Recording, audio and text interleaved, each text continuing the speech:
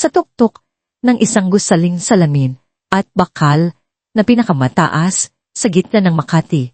Si Elias Katigbak ay isang arkitekto at developer na may pangalang kinikilala. Ang kanyang tanggapan sa Katigbak Residences ay isang testamento, ang kanyang tagumpay minimalist, moderno, at napuno ng sikat ng araw na nagmumula sa malalaking bintana, nagbibigay ng walang harang na tanawin ng umuunlad na cityscape ng Maynila. Mula sa kanyang upuan, tanaw niya ang pulso ng kanyang interior. Ang bawat skyscraper at kalsada ay tila tumutugon sa kanyang direksyon. Si Elias, nakasuot ng isang saril-rose suit, ay parang isang eskultura ng epektibong pagiging taong matalim ang paningin, mabilis magdesisyon, at bihirang nagpapakita ng anumang emosyon na hindi kaugnay sa negosyo. Siya ang utak sa likod ng mga proyektong milyong dolya, ang visionary na nagpapalitan ng mga ideya sa konkreto at pangarap.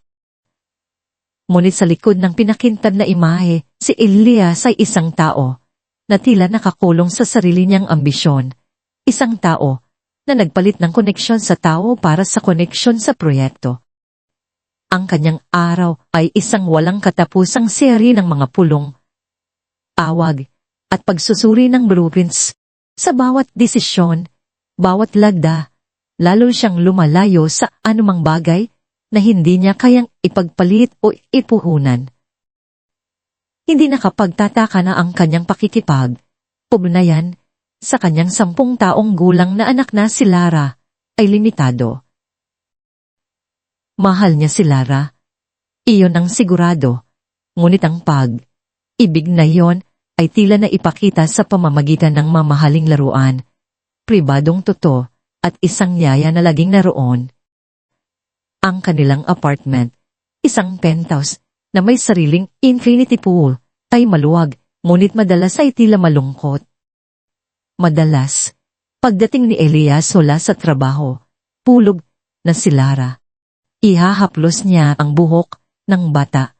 Isang sandali ng kalambutan na mabilis na lalamunin ng pagod at ng iniisip na schedule para sa kinabukasan. Kahit sa maikling breakfast nila, ang kanyang isip ay lumilipad na sa susunod na board meeting o sa progress report ng kanyang Skyline o SIS project. At si Ligaya, ang kanyang ina. Ang alaala ni Ligaya ay nananatili sa isang sulok ng isip ni Elias, isang kulay na luma na sa larawan. Pagkatapos, ang magulong diborsyo niya kay Emilia, ang kapatid ni Donato, at dating asawa ni Elias, inakala niyang pinakamabuting ipagkatiwala ang kanyang ina, isang retiradong guro sa elementarya at dating aktibong miyembro ng komunidad, sa pangangalaga ng pamilya ng kanyang dating asawa sa isang tahimik na bayan sa Batangas. Isang bayan na may sariwang hangin at tila simple ang buhay, taliwas sa magulong Maynila. Naisip niya, doon siya mas magiging masaya, mas magiging payapa. Hindi niya naman binabayaan, regular siyang nagpapadala ng sustento at minsan ay tatawag. Ngunit ang mga tawag na yon ay karaniwang maikli, halos perfunctory. Kumusta kayo diyan, inay? Okay lang ba ang lahat? Ang sagot niya, kung may sagot man, ay lagi niyang ipinagpapalagay na maayos. Hindi niya kailanman sinilit ng personal, abala sa pagpapalaki ng kanyang imperyo, na kumbinsi ang sarili na ang batang nasang pinakamabuti para sa ina. Ang tunay na ligaya ang babaeng masigla, puno ng buhay, nagtuturo, nagtatanin, nagbibigay ng payo sa buong balangay ay tila na baon na sa nakaraang masikip sa kanyang isip. Isang abalang Martes ng umaga.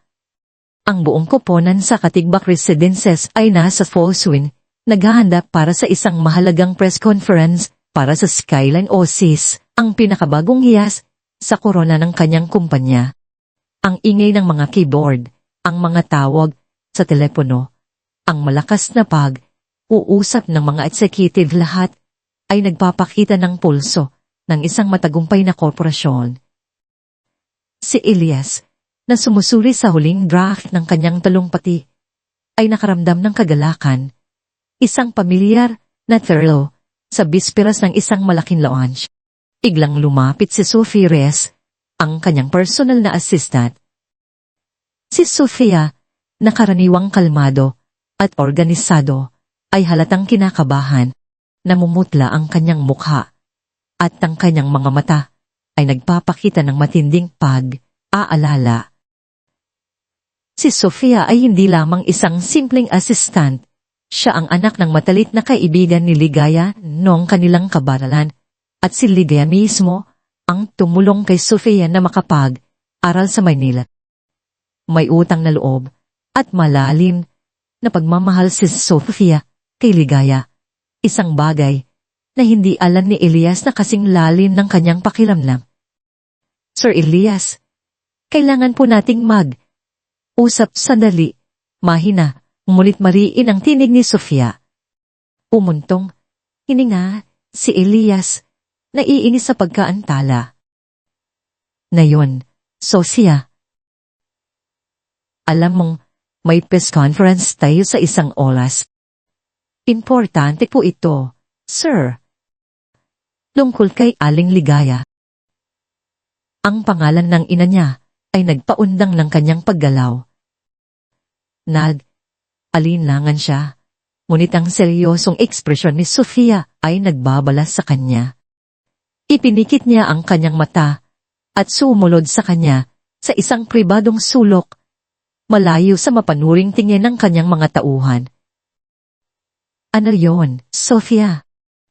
Tanong ni Elias, ang tinig ay puno pa rin ng inis. May problema ba sa sustento? Kung may hindi man naibigay, ayusin mo na lang. May deadline tayo. Niyukom ni Sofia ang kanyang mga kamay. Hindi po, Sir Elias. Mas seryoso po. Tumawag po si Aling Nena. Yung kapitbahay ni Aling Ligaya sa Batangas, sumara ang kanyang lalamunan. Nawala, po si Aling Ligaya ng ilang araw.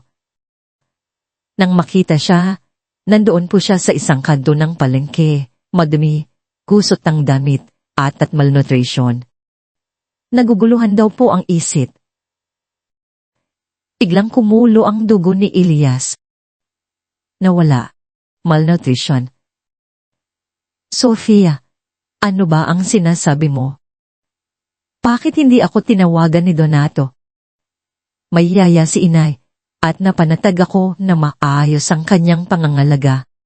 Panay ang padala ko ng pera. Baka naman itsagirat lang si Aling Nena. O baka gusto lang maghasik ng intriga? Hindi niya matanggap. Si Donato, kapatid ng kanyang dating asawa, ang tao na pinagkatiwalaan niya. Nagtitiwala ako kay Donato. Sigurado akong may paliwanag diyan. Ngunit hindi sumuko si Sofia. Sir, pilit po siyang tinatawagan ni Aling Nena, pero hindi raw po sinasagot. Sabi ni Aling Nena, matagal na po silang aalala sa kalagayan ni Aling Ligaya. Minsan daw po ay nakikita siyang naglalakad. Lakad ng isa, parang tulala. Hindi po ito gawa lang, sir. Kilala ko po si Aling Ligaya. Hindi po siya noon. Ang luha ay nagsimulang tumulo sa pisngi ni Sofia. Natatakot po ako para sa kanya, Sir Elias. Ang luha ni Sofia ay tila yelo na dumikit sa balat ni Elias.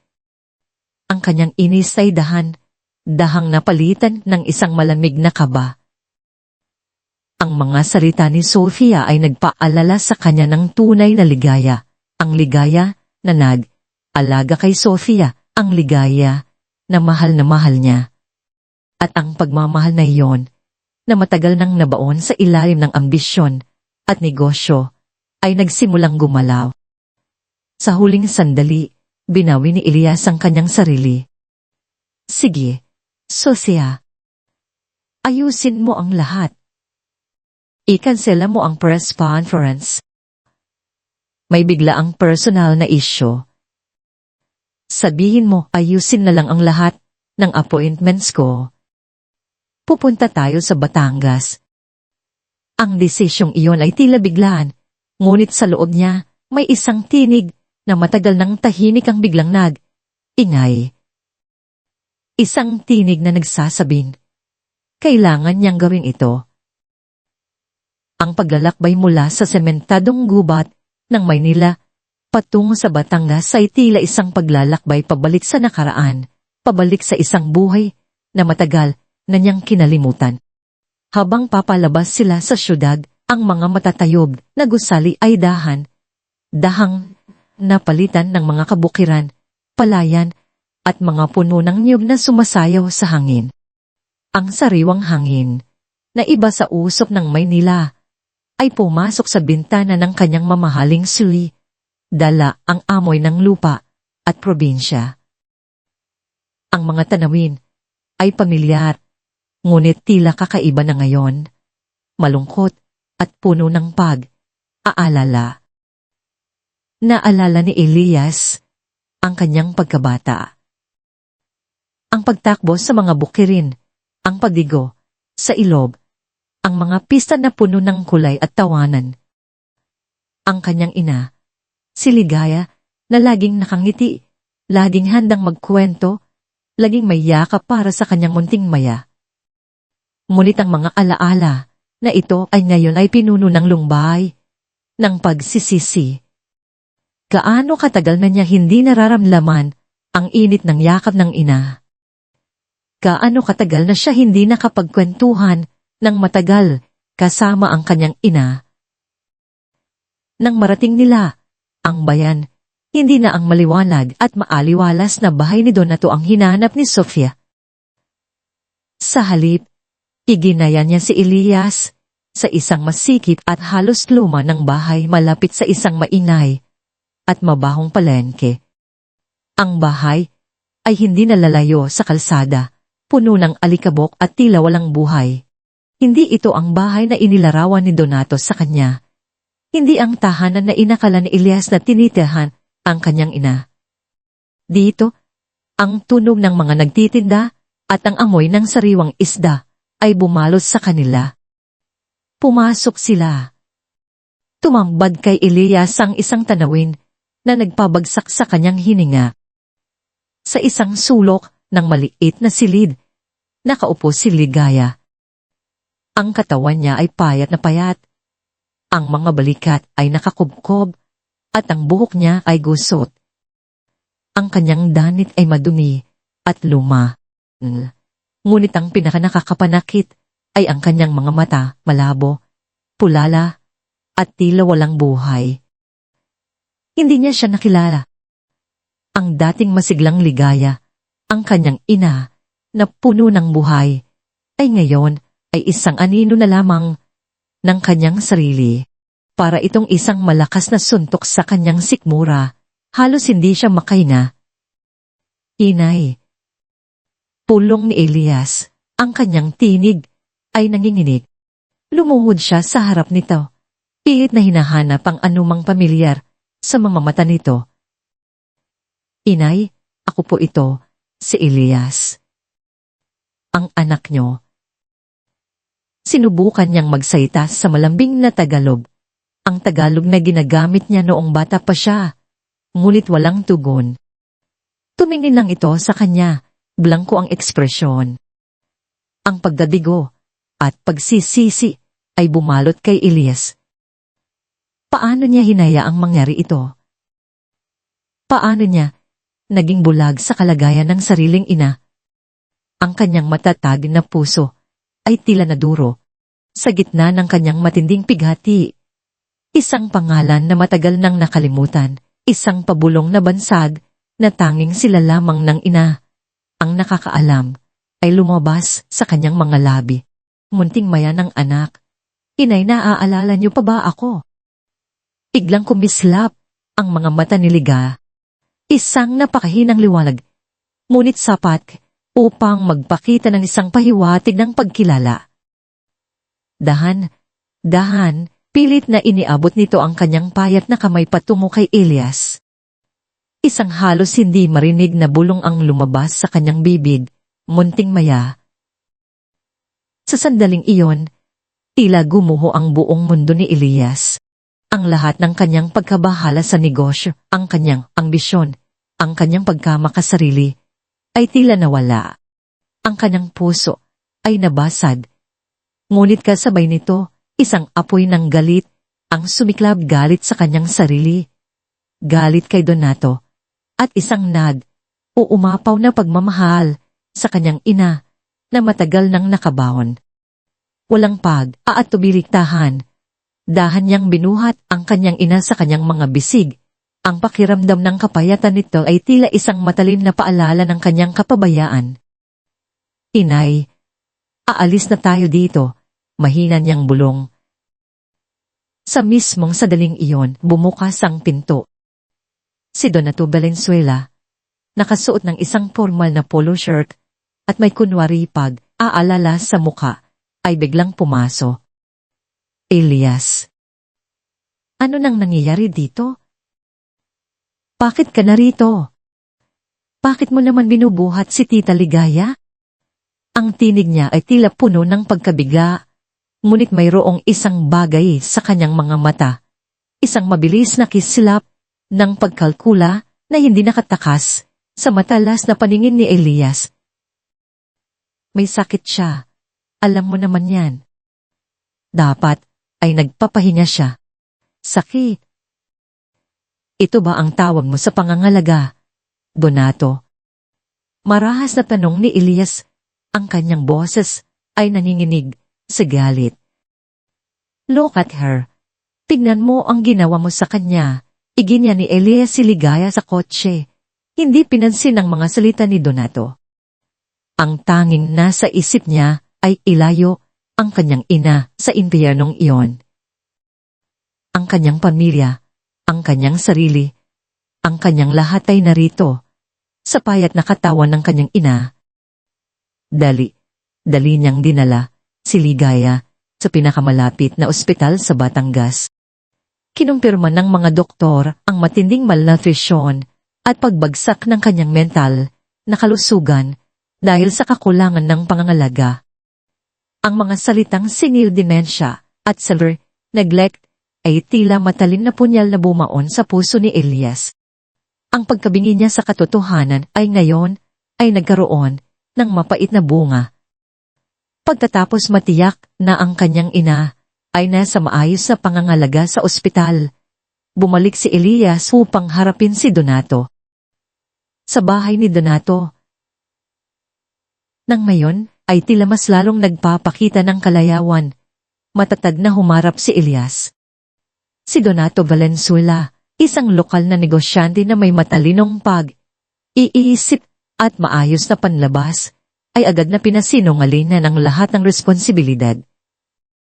Elias, alam mo naman, busy din ako. Ginawa ko na ang lahat para kay Tita Ligaya. Mayaya naman siya at may mga taong tinitingnan siya. Nagbabayad naman ako sa lahat. Ang totoo, matanda na siya. Kaloob ng Diyos na manghina ang kanyang katawan at isip. Ang kanyang boses ay kalmado, halos nakakumbinsi, puno ng mga karaniwang salita at dahilan ng mga Pilipino. Busy. Ito ba ang resulta ng bisika? Galit na tanong ni Elias, hindi na nakapagtigil. Ang ina ko ay halos mamatay sa kapabayaan habang ikaw ay abala sa buhay mo. Biglang nagbago ang tono ni Donato. Ngayon ay puno ng panghuhusga at pagtatanggol sa sarili. Pero Elias, kung tutuusin, ikaw ang may kasalanan dito. Iniwan mo si Tita Ligaya sa amin, abala sa iyong mga gusali sa Maynila. Ngayon, bigla kang lalabas, magdaramang anak, para lang kuhanin ng ang lupa niya sa probinsya, ang pensyon niya. Isang nakakalokong ngiti ang sumilay sa labi ni Donato. Alam mo, Elias, Alam kong mayaman ka, pero hindi mo naman kailangan pang kunin ang kaunting ali. Ara ni Tita Ligaya. Huwag kang magkunwari. Alam ko ang laro mo. Nagulat si Elias sa walang pakundangan na katatagan ng Donato. Ang kanyang mga salita ay tila dinisenyo upang saktan, upang ipamukas sa kanya ang kanyang kapabayaan, at upang baliktarin ang sitwasyon. Ang galit ay kumakyat sa kanyang ulo. Walang hiya ka, Donato. Sigaw ni Elias, handa na siyang lumabas sa sarili. Ngunit bago pa man niya maituloy ang anumang pisikal na pagtugon, nakita niya ang mabilis na paggalaw ni Donato. Lihim na inilabas ni Donato ang kanyang cellphone, at nakita ni Elias ang pulang ilaw na kumikislap ang record button ay nakabukas. Kinukunan siya ng video ni Donato habang siya ay galit na galit. Sa sandaling iyon, naramdaman ni Elias na parang may bumagsak sa kanyang balikat. Isang malamig na takot ang gumapang sa kanyang ugat. Hindi ito simpleng paghaharap. Nagsisimula na ang isang bagong uri ng labanan, isang labanan kung saan ang reputasyon at katotohanan ay maaaring mabali sa harap ng publiko. Ang bagyo ay nagsisimula pa lamang. Ang umaga pagkatapos ng gabi ng paghaharap ay hindi nagdala ng kapayapaan, bagkus ay simula lamang ng isang malupit na labanan. Habang si Elias ay abala sa ospital, sinisiguro ang maayos na kalagayan ng kanyang ina. Si Donato Valenzuela naman ay naghanda ng kanyang sariling atak. Walang awa, walang pakundangan. Si Donato, na may mataglal ng ugnayan sa mga lokal na istasyon ng radyo at telebisyon sa Batangas at kahit sa ilang tabloid sa Manila, ay mabilis na naglunsad ng isang kampanya ng paninira. Ang video na patago niyang kinunan kay Elias na galit ay naging sentro ng kanyang narrative. Inamit niya ang mga clip na putol, sinamahan ng mga impormasyong baluktot at mga paratang na walang bisehan. Sa mga news report, ipininta niya si Elias bilang isang walang utang na loob na anak na inabandona ang kanyang ina para sa kanyang sariling ambisyon sa Maynila. Ang mga salita tulad ng walang puso, sakin, at irresponsable ay naging ulit na tema. Ang mga storya ay lumabas sa mga pahayagan mula sa mga lokal na broadsheet hanggang sa mga tabloid na puno ng chismis. Ang mga online platform ay naging puglad ng galit kung saan ang mga komento ay nagbuhos ng insulto kay Elias. Ang yaman, pero hindi man lang kayang alagaan ang sariling ina. Puro gusali lang ang alam gawin, pero ang pamilya, kinalimutan na. Ang mga taong hindi nakakakilala kay Elias ay mabilis na humatol. Binili ang salaysay ni Donato na si Elias ay nagdigta sa ina para lang kumuha ng publisidad o agawin ng kakarampot na ari. Ara ni Ligaya isang maliit na lupain sa probinsya na pinamana ng kanyang lolo at isang maliit na pensyon na halos hindi na nabubuhay. Ang spin ni Donato ay napakatalino. Ginamit niya ang pagpapahalaga ng mga Pilipino sa pamilya, respeto sa magulang at ang tarit sa mga mayaman na tila walang pakialam upang baliktarin ang sitwasyon. Ang mga reporter ay nagsimulang dumugin ang Katigbak Residences, ang opisina ni Elias, at maging ang apartment niya sa Maynila. Nagsagawa sila ng mga sorpresang panayam, pilit na hinihingi ang kanyang pahayag. Ang mukha ni Elias, na noon ay simbolo ng tagumpay at profesionalismo, ay biglang naging mukha ng iskandalo. Hindi lamang sa media, nagtapos ang atake ni Donato. Padad siyang hire ng mga kilalang abogado, mga taong may mataas na profile sa Maynila na madalas lumabas sa telebisyon. Nagpasa siya ng mga kaso laban kay Elias, harassment, pagdukot sa technical sense dahil kinuha ni Elias si Ligaya mula sa pangangalaga ni Donato, at ang pinakamasakit sa lahat, custody case para kay Lara. ang kanyang dason. Si Elias ay hindi karapat.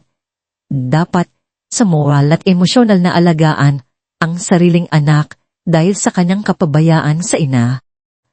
Ang epekto ay mabilis at brutal. Ang kanyang mga investor, na noon ay handang maglagay ng milyong piso sa kanyang mga proyekto, ay umatras. Ang mga partnership ay napurol. Ang Skyline Oasis, ang proyekto na pinagkakaabalahan niya at inaasahan niyang magiging kanyang masterpiece, ay biglang huminto.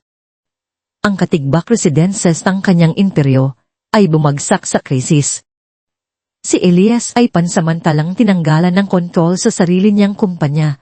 Ang board ay bumoto na maglagay ng isang interim CEO upang pamahalaan ang krisis sa imahe ng kumpanya.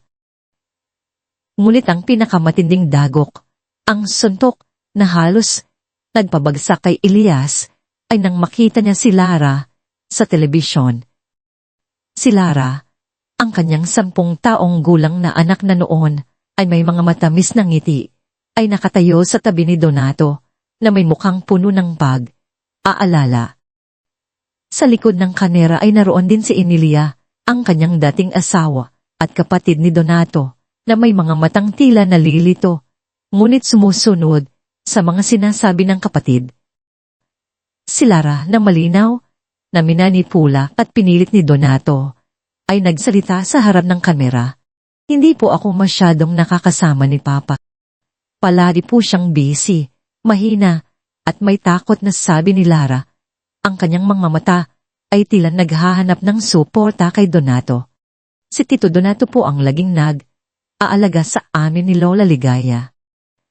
Kaya po ako sumama sa kanya.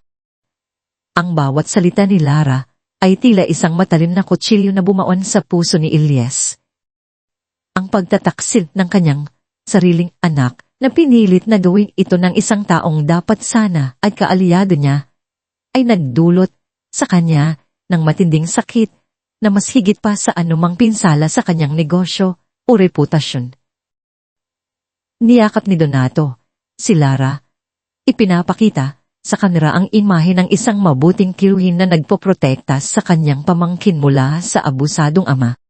Sa kanyang maranyang penthouse sa Manila, si Elias ay tila isang nabasag na tao.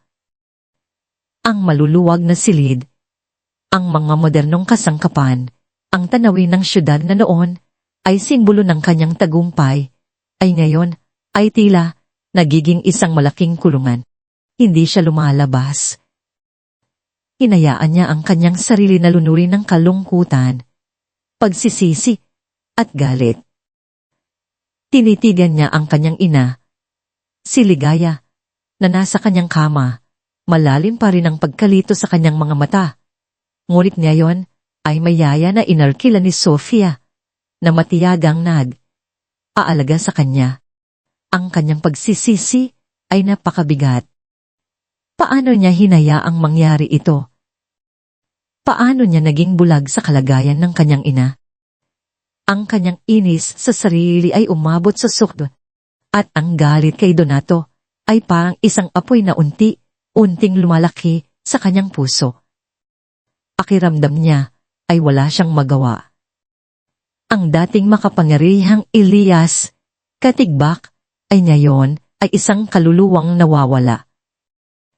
Sa gitna ng kanyang pagbagsak, si Sofia Reyes ang iisang tanglaw, ang tanging pagtasa. Hindi siya umalis sa tabi ni Elias. Ang kanyang tiwala kay Elias ay walang katumbas, at ang kanyang determinasyon na tulungan si Aling Ligaya ay hindi nagbabago. Sir Elias, hindi po tayo pwedeng sumuko, mahina, ngunit mariin niyang sabi sa isang gabi, habang nagpapalitan sila ng tingin sa nakatulog na si Ligaya. Kilala ko po si Aling Ligaya. Hindi po siya ganito dati. Malakas po siya, puno ng buhay. Siya po ang tumulong sa akin makapag-aral, ang nagturo sa akin ng maraming bagay. Hindi po niya deserve ito. Naalala ni Sofia ang mga kwento ng kanyang ina tungkol kay Ligaya. Si Ligaya, isang guro sa elementarya na hindi lamang nagtuturo ng mga bata, kundi nagiging gabay din ng buong komunidad. Isang babaeng aktibo sa barangay, laging handang magbigay ng payo, laging may ngiti sa labi. Ang kanyang bahay ay laging bukas sa sinuman. Ang kanyang boses, puno ng pag-asa, ay naririnig sa bawat barangay meeting. Siya ay isang haligi ng kanilang komunidad, isang babaeng may puso para sa lahat. Ang Ligaya na yon ay malayo sa aninong nakaupo sa harap nila. Nagsimulang kumilos si Sofia. Naalala niya ang sinabi ni Aling Nena, ang kapitbahay sa Batangas, na nagpadala ng mga lumang kahon ng mga gamit ni Ligaya sa Maynila. Maingat niyang binuksan ang mga kahon na iyon. Sa loob, natagpuan niya ang mga kayamanan ng nakaraan, mga lumang liham na may mga sulat, kamay na halos nabura na ng panahon, mga litrato na kupas na ang kulay, na nagpapakita kay Ligaya na mas bata, mas sigla, at nakangiti, at mga diary na nakasulat sa Tagalog, puno ng mga pangarap, mga pagsubok, at mga tagumpay.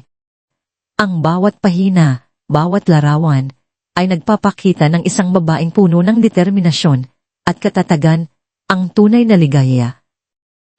Araw-araw, matiyagang binabasa ni Sofia kay Ligaya ang mga lumang liham, ipinapakita sa kanya ang mga litrato ng kanyang kabaran.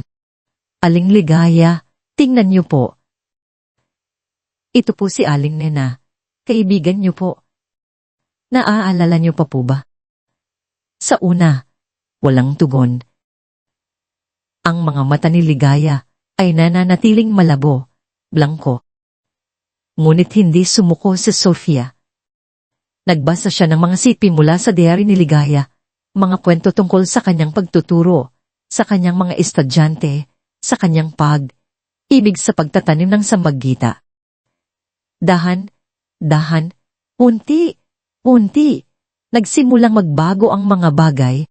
Isang hapon, habang ipinapakita ni Sofia ang isang litrato ni Ligaya na nakasuot ng tradisyonal na barot saya, may isang bahagyang ngiti na sumilay sa labi ni Ligaya. Pagkatapos, isang mahinang buntong, hiningalang pagkilala ng hawakan niya ang litrato ng kanyang sarili na may hawak na florera ng sambagita. Ang kanyang mga mata, na noon ay blangko, ay biglang kumislap, kahit sandali lang. Ito ay maliit na pagbabago, ngunit para kay Elias at Sofia, ito ay isang malaking pag-asa. Nakita ni Elias ang bahagyang pagbabagong iyon sa kanyang ina. Ang sinag ng pag-asa na iyon ay tila nagsindi ng apoy sa kanyang kalooban. Hindi lamang para sa kanyang ina, kundi para sa katarungan at para sa kinabukasan ni Lara. Ang panalangin na matagal nang natigil sa kanyang puso ay muling nabuhay. Ang kanyang galit ay iba ng anyo, hindi na ito galit na walang direksyon, kundi galit na may layunin. Kailangan kong lumaban, mariin niyang sabi kay Sofia. Ang kanyang boses ay tila may bagong lakas. Hindi lang ito para sa akin, Sofia. Para kay inay. Para kay Lara. Hindi ko hahayaan na manalo ang Donato na iyon. Tama po kayo, Sir Elias, sagot ni Sofia. Ang kanyang mga mata ay puno ng determinasyon. At may ideya po ako. Kailangan po nating malaman ang totoo. Kung sino talaga si Donato. Bakit po niya ginagawa ito? Ano ang ibig mong sabihin? Tanong ni Elias. Kailangan po natin ng tulong ng isang private investigator, sagot ni Sophie. May kilala po ako. Si Mang Tonyo. Matagal na po siyang nagtatrabaho sa nanay ko dati. May karanasan po siya. Dati po siyang pulis. Alinlangan si Elias. Ang kanyang pera ay halos ubos na. Ang kanyang kumpanya ay nasa krisis. Ngunit ang pag-asa na makita niya sa mga mata ng kanyang ina ay mas mahalaga kaysa sa anumang halaga. Sige, Sophia. Gawin natin. Lahat ng matitira sa akin, ibubuhos ko dito. Si Mang Tonyo, isang matanda, ngunit matalinong lalaki na may mga kulubot sa mukha na tila mapa ng kanyang mga karanasan, ay nagsimulang mag-imbestiga. Dati siyang pulis sa mga probinsya, kaya sanay siya sa mga kalokohan ng mga lokal na politiko at negosyante. Sa simula, napakahirap makakuha ng impormasyon. Si Donato ay napakatalino at tila maingat na itinago ang kanyang mga lihim na gawain. Ang kanyang imahe bilang isang mabuting tao ay tila napakahirap sirain. Ngunit si Mang Tonyo ay hindi madaling sumuko. Sa tulong ng kanyang mga lumang koneksyon sa Batangas at sa Maynila, dahan niyang hinabi ang mga piraso ng tosil. Natuklasan niya na si Donato ay naglipat ng bahagi ng area ni Ligaya ang proceeds mula sa pagbenta ng maliit na lupain at maging ang bahagi ng kanyang pensyon sa isang sekretong bank account. Ang mga transaksyong ito ay tila legal sa papel, ngunit sa likod nito ay may malaking tanong. Mayroon ding mga hinalang transaksyon sa pagitan ni Donato at ng isang shell company na nagpapatupad ng mga ghost projects sa mga liblib na probinsya, mga proyekto na tila nakuha lamang upang kumuha ng pondo mula sa mga investor. Ngunit ang pinakamatindi, ang bombshell, na halos nagpatumba kay Elias nang marinig niya ito, ay ang pagtuklas ni Mang Tonyo sa isang sekretong pamilya ni Donato. Sa isang probinsya sa Hilaga, mayroon siyang isang kabit at isang anak. Ito ay isang bagay na maingat na itinago ni Donato mula sa publiko, lalo na sa kanyang asawa at sa kanyang komunidad sa Batangas, kung saan siya ay nagtatayo ng imahe ng isang mabuting ama at asawa na nag-aalaga ng kanyang pamilya at ng kanyang hipag. Sa kultura ng Pilipinas, kung saan napakahalaga ang pamilya at ang moralidad, ang pagtataksil na ito ay isang malaking kahinaan, isang bagay na maaring makasira sa kanyang buong reputasyon sa isang iglap. Ito ang pinakahuling piraso na nagkumpleto sa larawan ng pagiging hipokrite ni Donato. Ang kanyang madilim na lihin. Ang lambat ay nagsisimulang humigpit. Ang umaga, matapos ang paglalantad ni Mang Tonyo sa madilim na lihim ni Donato, ay tila nababalot ng isang kakaibang katahimikan. Isang katahimikang nagbabala ng isang malaking pagbabago. Sa penthouse ni Elias, kung saan ang ilaw ng Maynila ay tila nawalan na ng dating kislap, naupos sila sa sala, si Elias, si Sofia, at si Mang Tonyo. Ang mesa ay puno ng mga dokumento, mga bank statement, mga larawan, at ang lumang diary ni Ligaya. Hindi na ang dating Elias na puno ng inis at pagdududa ang naroon sa kanyang mukha.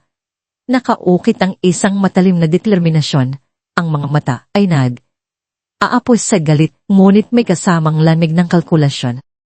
Hindi ko akalain, halos pabulong na sabi ni Elias, habang tinititigan ng mga larawan ni Donato kasama ang isang babae at isang bata sa isang liblib na probinsya sa Hilaga.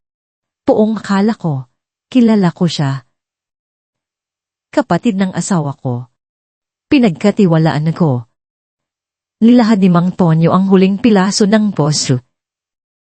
Sir Elias, ang taong ito ay isang lobo na nagkukubli sa balat ng tupa. Ang kanyang mabuting imahe sa Batangas ay isang manipis na tabing lamang. Ang pera na ipinapadala nyo para kay Aling Ligaya at ang maliit niyang pensyon, pati na ang pinagbentahan ng lupa, na kinuha niya sa inyong ina, lahat ng ito ay dumiretso sa isang dummy corporation na itinatag niya. Ang kumpanyang ito, Valenzuela Community Development, ay may mga ghost projects na tanging sa papel lang umiiral. Mga pangalan ng proyekto tulad ng Batangas Green Village o Ligala Coastal Farm na kinikilala niya sa mga investor na para sa kapakanan ng komunidad. Pero ang totoo, wala namang nagaganap na development. puro papeles, puro salita. Ipinaliwanag ni Mang Tonyo kung paano kinuha ni Donato ang mga pondo mula sa mga investor, gamit ang karisma at mga peteng dokumento. Ang pera na ito, sir, ay hindi lang ginamit para sa kanyang sekretong pamilya. Ginamit din niya ito para sa kanyang bisyo, sa kanyang luho, at sa pagpapayaman ng kanyang mga tauhan na kasabwat niya sa panloloko. Ipinakita ni Mang Tonyo ang mga kopya ng bank statement na nagpapakita ng mga abnormal na transaction mula sa account ni Ligaya patungo sa account ng shell company at pagkatapos ay sa personal na account ni Donato. Mayroon ding mga petting sales contract para sa lupa ni Ligaya na tila pinirmahan ni Ligaya, ngunit nalinaw na ginawa sa panahon na wala na siya sa tamang pag-iisip. Ang mga witness sa mga dokumento ay mga tauhan ni Donato o mga taong bayaran. Nakuha ko rin ang testimonya ng ilang kapitbahay ni Aling Ligaya sa Batangas, dagdag ni Mang Tonyo. Pumayag silang magbigay ng affidavit na sasabihin kung paano nila nakita ang pagbaba ng kalusugan ni Aling Ligaya at kung paano sila pilit na makipag-ugnayan kay Donato, ngunit walang tugon. Pangalarawan din ng bahay na pinagtira ni Aling Ligaya ng malinaw na nagpapakita ng matinding kapabayaan. Tiningnan ni Elias ang mga larawan ng bahay, ang basag na bintana, ang maruming sahig, ang mga kulang na kagamitan. Ito ang bahay na pinagtirhan ng kanyang ina, ang ina na pinangako niyang aalagaan. Ngunit pinabayaan niya. Ang galit niya ay bumaling sa sarili, ngunit mabilis niyang itinulak ang damdaming iyon. Hindi na ito ang oras para sa pagsisisi, kundi para sa aksyon. Paano naman si Emilia? Tanong ni Elias kay Sofia. Alam niyang si Emilia, ang kanyang dating asawa at kapatid ni Donato, ay isang susi sa pag-unawa kung paano napilit si Lara. Sir Elias, nakipagkita po ako kay Tita Emilia. Malungkot na sabi ni Sofia. Alam kong may takot siya kay Donato, pero alam ko rin na mahal niya si Aling Ligaya at Lara. Isinalay sa ni Sofia kung paano niya lihim na pinuntahan si Emilia sa isang maliit na coffee shop sa Quezon City. Malayo sa mga mata ni Donato. Sa una, takot si Emilia. Halos ayaw magsalita. Sofia, huwag na nating pag-usapan yan. Wala akong alam. Bulong niya noon. Nanginginig ang boses. Ngunit matiyadang kinumbinsi ni Sofia, si Emilia. Tita Emilia, kailangan po nating tulungan si Aling Ligaya.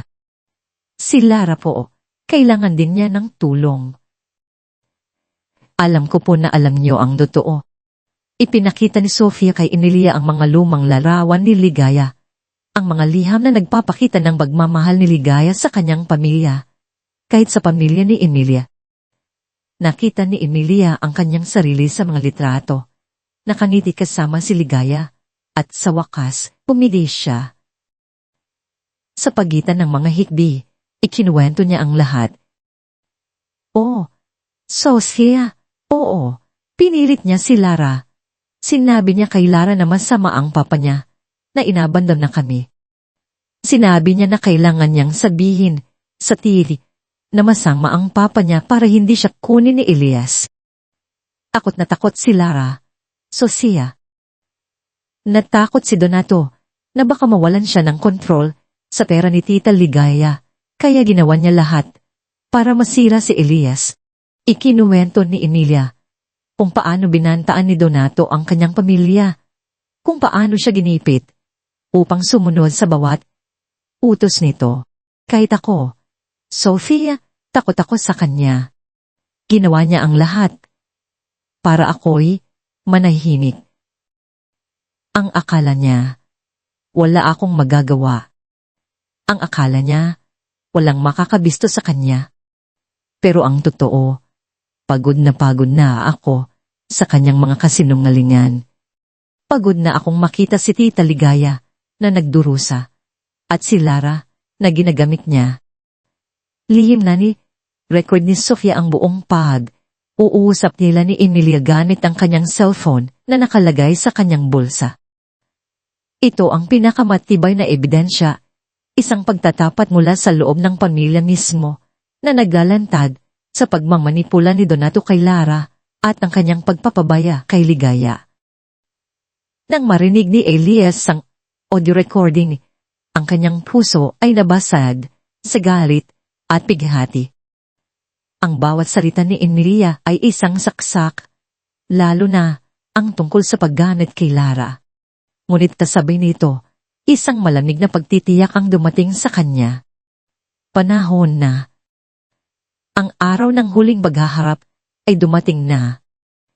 Ang Manila Regional Trail Park, isang matatandang gusali na may halong modernong disenyo, ay puno ng tao. Ang mga media personality ay nagkakagulo sa labas, uunahan sa pagkuha ng exclusive scoop. Mga reporter na may hawak na microphone, mga camera crew na aabang, at isang kumpol ng mga taong mausisa ang bumabalot sa labas ng courtroom. Ang kaso ni Elias, katigbak laban kay Donato Valenzuela, na naging isang national scandal, ay nasa tuktok ng lahat ng balita. Ang paglaban para sa karapatan ng isang ina. Ang kaso ng corporate fraud at ang pagmamanipula sa isang bata, lahat ng ito ay nagbigay ng dramatikong pabungad sa paglilitis. Pumasok si Elias sa courtroom kasama si Sofia at ang kanyang mga abogado. Hindi na niya suot ang kanyang mamahaling saliro suit. Sa halip, isang simpleng barong Tagalog na nagbibigay ng impresyon ng isang tao na bumalik sa kanyang mga ugat na humaharap sa katarungan ng may pagpapakumbaba. Ang kanyang mukha ay kalmado, ngunit sa kanyang mga mata, makikita ang isang matinding apoy, isang pangako na ipaglalaban niya ang katotohanan hanggang sa huli. Nandoon na si Donato, nakaupo sa kanyang upuan, kasama ang kanyang mga abogado. Ang kanyang panlabas ay pa rin makaayos, na may isang mapanlinlang na ngiti sa kanyang labi, na tila nagpapahiwatig na wala siyang ginawang masama. Ngunit nang magtama ang kanilang paningin, nakita ni Elias ang isang mabilis na kislap ng takot sa mga mata ni Donato, isang kislap na mabilis na nawala sa ilalim ng kanyang maskara ng pagiging walang pakialam. Nagsimula ang paglilitis. Ang bawat salita ay may bigat, bawat ebidensya ay may puwersa. Ang abogado ni Elias, isang veteranong abogado na may reputasyon para sa kanyang integridad, ay inilatag ang lahat ng ebidensya ng may lamig at katiyakan. Your Honor, ipinapakita namin sa korte ang isang masalimuot na wadang panloloko, pangungulimbat, at kapabayaan na ginawa ng akusado. Si Donato Valenzuela, laban kay Ginang Ligaya Katigbak, isang inosenteng matanda, at laban sa kanyang sarili niyang pamilya. Mariing sabi ng abogado ni Elias. Unang ipinakita ang mga bank statement, ang mga detalye ng mga transaksyon, ang paglipat ng pera mula sa account ni Ligaya patungo sa Dame Corporation si Donato, at pagkatapos ay sa kanyang personal na account, ay ipiniresenta ng may mga detalyadong charts at graphs. Ipinakita ang mga peking sales contract para sa lupa ni Ligaya na may mga signature na malinaw na pinilit o pinapirmahan nang wala sa tamang pag-iisip si Ligaya. Ang mga expert witness ay nagpatunay sa forgery at sa panlilinlang. Sumunod ng testimonya ni Mang Tonyo. Isinalaysay niya ang kanyang masusing investigasyon kung paano niya natuklasan ang mga ghost projects ni Donato, ang mga show companies na ginamit nito, at ang mga investor na naloko nito. Ang lahat ay nakatali sa isang malaking skema ng panluloko. Ang mukha ni Donato ay unting namumutla, ngunit pilit pa rin siyang nagpapakita ng pagiging kalmado. Ngunit ang pinakamatinding dagok ay ang paglalantad sa sekretong pamilya ni Donato. Ipinakita ang mga larawan, ang mga patunay ng kanyang pagtataksil sa kanyang asawa at sa kanyang komunidad. Ito ay hindi lamang isang isyu ng batas, ito ay isang isyu ng moralidad at pagtataksil sa pamilya, isang bagay na napakahalaga sa kulturang Pilipino. Ang courtroom ay nabalot ng bulungan. Ang mga reporter ay uunahan sa pagkuha ng bawat detalye. Sinubukan ni Donato na tsumi, na sabihin niyang lahat ay gawa lamang, isang kasinungalingan upang sirain siya. Your Honor, ito ay isang personal na pag-attack, walang kinalaman ng personal kong buhay sa kasong ito. Ito ay gawa lamang ni Elias upang sirain ang aking reputasyon at agawin ang aking yaman. Sigaw niya. Ang kanyang tinig ay nagsisimulang manginig sa takot at galit. Ngunit ang abogado ni Elias ay handa. Kung gayon, Your Honor, mayroon kaming isang testigo na maglalantad ng totoo. Sa pintuan ng courtroom, dahang pumasok si Lara. Nakasuot siya ng isang simpleng puting dress. Ang kanyang mga mata ay pamamaga sa kakaiyak. Ngunit mayroon ding isang pahiwatig ng lakas at determinasyon. Ang kanyang pagpasok ay nagdulot ng isang nakakabinging katahimikan sa courtroom. Ang mga flash ng kamera ay umilaw. Si Elias ay napatingin sa kanyang anak, ang kanyang puso ay puno ng halong damdamin, pag-aalala, pagmamalaki at isang matinding pighati para sa kung ano ang pinagdaanan ng kanyang anak. Lumapit si Lara sa witness stand, ang kanyang mga kamay ay naninginig. Sa tulong ng abogado ni Elias, nagsimula siyang magsalita. Narinig ko po ang pag-uusap ni Tita Sofia at ni Mama. Narinig ko po lahat. Ang boses niya ay mahina, ngunit malinaw. Pinilit po ako ni Tito Donato.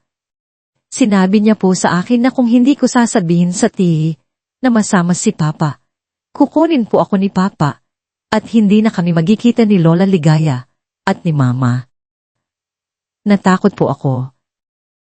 Alam ko po na mali ang ginawa ko. Humihingi po ako ng tawad, Papa. Ang kanyang mga luha ay dumaloy, ngunit hindi niya pinigilan. Isinalaysay niya ng detalyado kung paano siya minanipula ni Donato, kung paano siya pinilit magsinungaling sa harap ng publiko. Ang bawat salita ni Lara ay parang isang matalim na sibat na tumusok sa puso ni Donato. Sinabi po niya na si Papa ay isang masamang tao na walang pakialam sa amin. Pero hindi po totoo. Mahal po ako ni Papa. Mahal po niya si Lola Ligaya.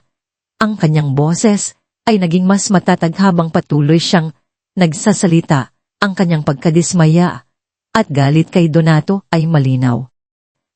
Ang courtroom ay tahimik, liban sa mga hikbi ni Lara at ang occasional flash ng kamera.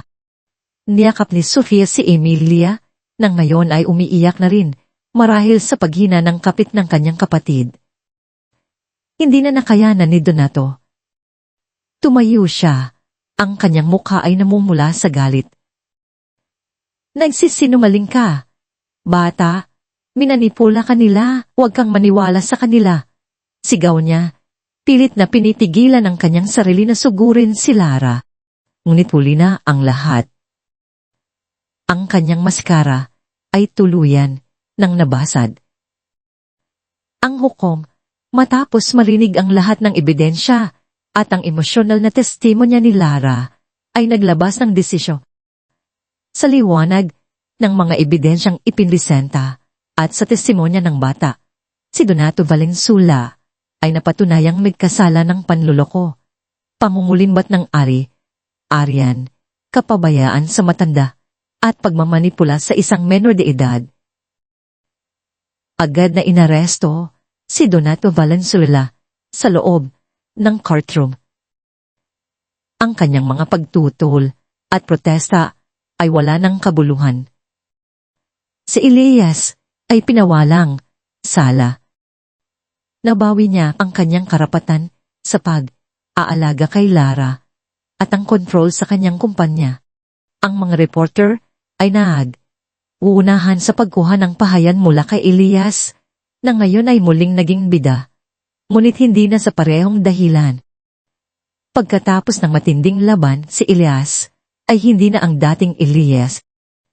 Ang kanyang puso na noon ay bato, ay ngayon ay puno ng mga peklat, ngunit puno rin ng habag. Napagtanto niya na ang yaman at kapangyarihan ay walang silbi kung wala ang pagmamahal, kundi walang kagalakan kung wala ang kapayapaan sa loob. Natutunan niya ang masakit na aral ng kanyang pagiging walang pakialam, ang kapabayaan na halos ikamatay ng kanyang ina at halos ikasira ng kanyang pamilya. Isang hapon, sa kanyang penthouse, habang pinagmamasdan si Ligaya na dahang gumagaling sa tulong ng mga therapy at pagmamahal, nilapitan niya si Sofia. Sofia, sabi niya, hindi ko na kayang pamunuan ng Katigbak Residences. Ang aking ambisyon ay halos ikawasak ng lahat. Ibinenta ko ang malaking bahagi ng aking shares. Nagulat si Sofia. Pero Sir Elias, ang kumpanya ay sa iyo na. Sofia. Ngumiti si Elias. Ikaw ang naging totoo sa akin, ang naniniwala sa akin, at ang nagpakita ng tunay na pagmamahal kay inay. Ang iyong katapatan at kakayahan ay walang kapantay. Ikaw ang nararapat, mamuno sa Katigbak Residences. Alam kong mas lalo mo pa itong papalagin. Ngunit may kasamang puso. Umiyak si Sofia, hindi makapaniwala. Salamat po, Sir Elias. Gagawin ko po ang lahat.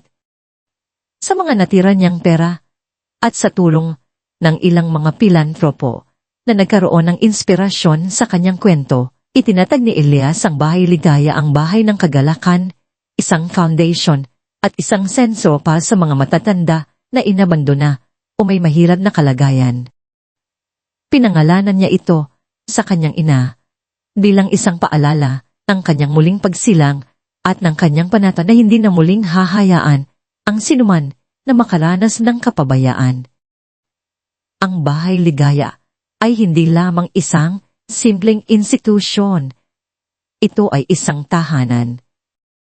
Isang lugar kung saan ang respeto at awa ay ang pundasyon. Nabili nila ang isang malaking lupain sa labas ng Maynila na may sariwang hangin at mga puno na nagbigay ng kapayapaan sa mga naninirahan. Ang mga gusali ay moderno, ngunit may disenyo na nagbibigay ng init ng isang tunay na tahanan. May mga hardin, library at mga activity center para sa mga matatanda. Ang bawat sulok ay idinisenyo upang magbigay ng kagalakan at dignidad. Araw-araw, inaalagaan ni Elias si Ligaya. Kahit hindi na siya tuluyang makakabalik sa kanyang dating katinuan, ang pagmamahal at pag-aalaga ni Elias, kasama ang mga memory therapy, ang pagpapakita ng mga lumang larawan, ang pagbabasa ng kanyang diary, ang pagkukwento ng mga nakaraan ay dahang nagdala ng mga liwanag sa kanyang isip. Minsan, makikita mo ang isang malambot na ngiti sa kanyang labi, o isang pahiwatig ng pagkilala sa kanyang mga mata. At paminsan-minsan, sa gitna ng kanyang mga alaala, ay maririnig mo ang kanyang mahinang bulong, munting maya, isang matamis na pighati para kay Elias, ngunit isang paalala rin ng pagmamahal ng muling natagpuan.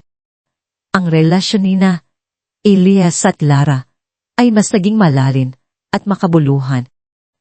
Si Elias ay naging isang tunay na ama, isang ama na naroon, na nakikinig, na nagtuturo. Naglaan siya ng maraming oras para sa kanyang anak. Nagkwentuhan sila, nagbasa, naglakad. Itinuro niya kay Lara ang halaga ng pamilya, ang kahalagahan ng awa sa kapwa, at ang pagmamahal sa mga matatanda. Si Lara, sa kanyang sarili, ay lumago. Naging isang aktibong volunteer siya sa Bahay Ligaya. Madalas, makikita mo siyang nagbabasa ng mga libro sa mga matatanda, nagkukuwento ng mga kwentong bayan, o kumakanta ng mga awiting Pilipino na nagpapasaya sa mga lolo at lola. Ang kanyang tawa ay mas malaya, mas puno ng kagalakan. Sa paglubog ng araw sa Bahay Ligaya, isang gininto ang liwanag ang bumalot sa malawak na hardin. Ang hangin ay sariwa, dala ang amoy ng mga bulaklak, at ang malamig na tugtog ng gitara mula sa activity center. Si Elias, na nakasuot ng isang simpleng barong Tagalog, ay nakatayo sa gitna ng hardin, pinagmamasdan ng mga matatanda na masayang nag-uusap, naglalaro ng chess o nagbabasa. Hindi na siya ang CEO ng isang malaking real estate company, hindi na ang lalaking hinahabol ng mga deadline at ambisyon. Ngayon, siya ay isang lalaking nakahanap ng tunay na yaman sa pagmamahal, sa paglilingkod, at sa tunay na kahulugan ng buhay. Nakita niya si Lara. Ngayon ay isang dalagita na masayang nakikipagkwentuhan sa isang grupo ng mga lola. Ang kanyang tawa ay parang musika. Lumapit si Elias kay Ligaya, na nakaupo sa kanyang wheelchair, hawak ang isang lumang album. Ang kanyang buhok ay maayos na nakabunot, at sa kanyang mga mata, makikita ang isang mapayapang ngiti. Dahan niyang hinaplos ang larawan ni Elias na bata pa, at mahina siyang bumulong, munting maya.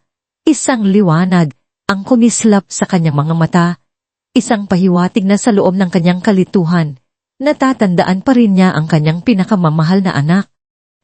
Uminga si Elias ng malalim, hindi dahil sa pagod, kundi dahil sa isang pakiramdam ng malalim na pasasalamat at kapayapaan. Tiningnan niya ang paglubog ng araw sa likod ng mga puno ng niyog, at naalala niya ang pinakamadilim na araw ng kanyang buhay. Napagtanto niya na pagkatapos ng lahat, natagpuan niya ang kanyang tunay na bahay, hindi sa mga gusali na gawa sa semento at bakal, kundi sa pagmamahal, sa paglilingkod sa kapwa, at sa koneksyon sa kanyang pamilya. Ang kanyang pamana ay hindi ang matatayol na skyscraper, kundi ang puso na puno ng habag at ang pagkakaisa ng mga tao. Ang buhay niya, ni Lara, at ni Ligaya ay hindi na magarbo, ngunit ito ay puno ng pagmamahal, kapayapaan at layunin. Natagpuan ni Elias ang kanyang tunay na bahay. Ang lahat ay nagsimula sa isang tinig ng pagmamahal, isang tawag ng puso.